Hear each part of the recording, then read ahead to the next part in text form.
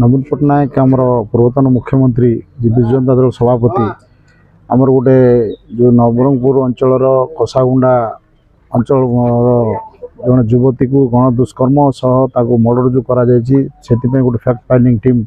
गठन कर आमको पठे एवं तथ्य अनुसंधान अनुसार गाँ लोक कहवा अनुसार से जो झील थिले चंद्रा भत्रा ताकू गण दुष्कर्म पूरा गैंग रेप होता सहित मर्डर कर दोषी को उचित दंड देवा संगे संगे परिवार को जेहेतु बहुत गरीब रु गरीब परिवार से परिवार को कंपनसेशन 25 लाख टंका सरकार अनुकंपा राशि प्रदान करंतु नचेत एवं दोषी को फांसी दंड देवाई व्यवस्था करंतु जो द्वारा ये भाया अंचल जो आमर आदिवासी अध्युषित अंचल आदिवासी झील को जो भाव में गैंग रेप करा हूँ राज्य बीजेपी सरकार गोटे अपारगता एवं बीजेपी सरकार आसला पर दैनिक गणदुष्कर्म चली आईन श्रृंखला परिस्थिति पूरा विपर्यस्त अवस्था अच्छी ये मोहन माझी सरकार आसला दिन टू आमर समस्त माँ भौणी मैंने कौन जगह सुरक्षित नुहति आपण मैंने समस्त अवगत अच्छा नवरंगपुर जिलार कसागुंडा ब्लॉक चचरागुड़ा ठारे आदिवासी युवती को रज पर्व दिन अति निर्मम भाव हत्या करा सहित गण दुष्कर्म करा किंतु धिक्कार सरकार को वर्तमान सुधा जो अभियुक्त विरुद्ध रे गण दुष्कर्म बा दुष्कर्मर अभियोग अणा जाए ना एफआईआर लॉन्च करा जाए ना तो एकाधिक लोक ताको फिजिकली और सेक्सुअल एसल्ट कर चिन्ह वर्ण ना ये सरकार रे महिला संपूर्ण भाव असुरक्षित ये पुनर्बार प्रमाणित हो नवरंगपुर जिला भाया गोटे शांतिप्रिय जिले में ये घटना प्रथम घटना नुह तीनोटी घटना घटला तेंतुली खुंटीर कंटा गाँव में गोटे 8 वर्षर बालिका को यह भाव में हत्या एवं गण दुष्कर्म करागला कसागुंडा टाउन भितर गोटे युवती को मारी दिगला सहित बलात्कार करागला वर्तमान चचरागुड़ा गोटे गरीब परिवार झील को एभली व्यवहार करागला सरकार संपूर्ण नीरव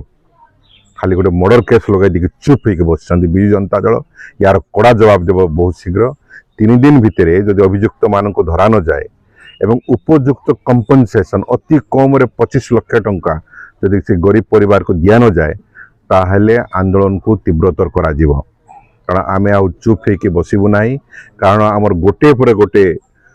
युवती माने जो माने कि आमर गर्व एवं गौरव से माने टली पड़ुचंती सरकार समय एणुक चेतावनी दौचु जे सरकार तुरंत न्याय प्रदान करंतु नले विजु जनता दल आंदोलन सामना करंतु। आज आम विजु जनता दल तरफ मान्यवर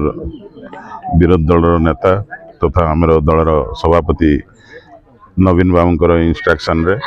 आम विजु जनता दल एक फैक्ट फाइंडिंग कमिटी आसिकी पहुँचलु कोसागुंडा ब्लॉक अधीनस्थ कंटागाँ पंचायत चचरागुड़ा ठारे ये गणमाध्यम माध्यम आम मैंने जानी जे एठारे एक रेप एंड मर्डर होती से केस